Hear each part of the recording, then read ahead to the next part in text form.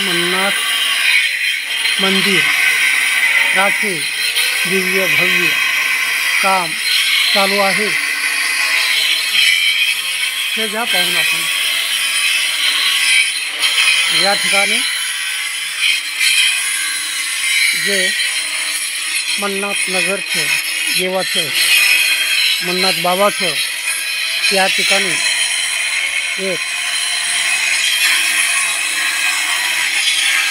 एक जवळ जे पाण्याचे विहीर आहे।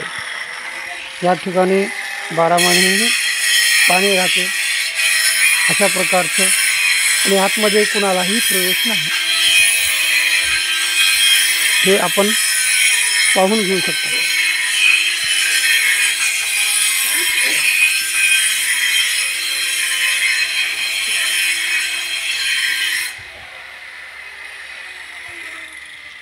हे लवकरच काम परिपूर्ण होणार आहे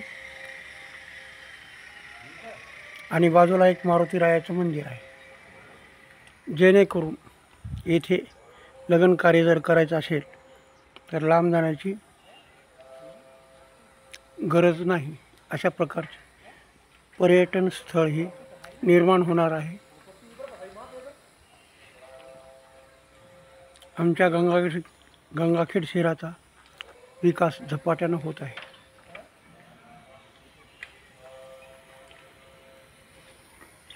हे पाहून घ्या, सुंदर असा परिसर आहे, रमणीय ठिकाण आहे, जेणेकरून येथे आल्यानंतर मनाला समाधान आणि आनंद मिळतो।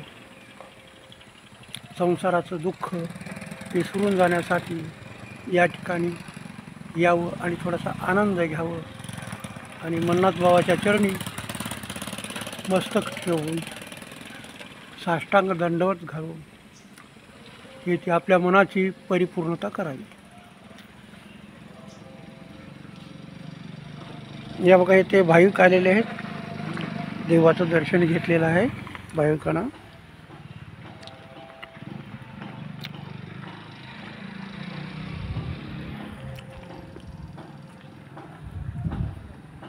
कधीही केव्हाही आपण देवाच्या चरणी मस्तक ठेवावं।